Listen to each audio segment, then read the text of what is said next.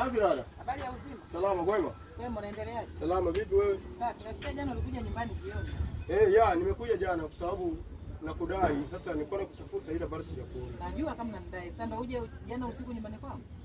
Kwa sababu ndio muda ambao naona ni mzuri kwako. Sio muda mzuri. Mimi nilishakwambia. Nimechukua vyombo vyako lakini mume wangu hajui. Usije nyumbani kwangu usiku mwisho saa 11. Sasa iweje ndugu yangu unakuja mida ya saa 1 nyumbani kwangu unakuja mida ya saa 1 usiku? Huyu mama naye huyu. Huyu mama kafanyaje?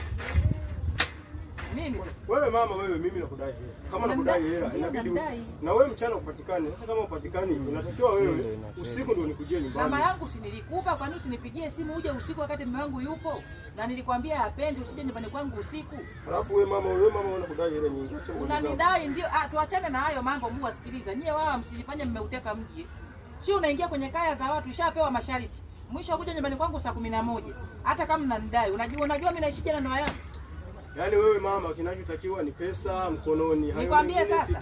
Muda mwingine ukija nyumbani kwangu usiku, kitakachokikuta, utakapokimbizana mapanga mimi simu. Mapanga hapo ndo mahali pake. Sio mahali pake, mimi sitaki. Ndio maana nyie mnauliwa nyie wao mnakata na mapanga mtaani. Kwani lazimisha usiku kuja nyumbani kwa wao? Nani huyo anayeweza?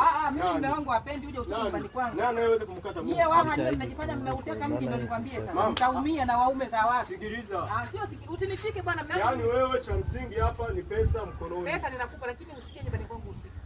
Usije nyumbani kwangu usiku. Kwa nini utajitafutia matatizo? Mwisho saa 11. Wacha wewe. Ndio nakwambia sasa. Mwisho saa 11. Okay, sawa mama, hamna shida. Uelewe uendelea. Kitakachokukuta unajua moja. Hamna shida mama, bye bye. Bye bye.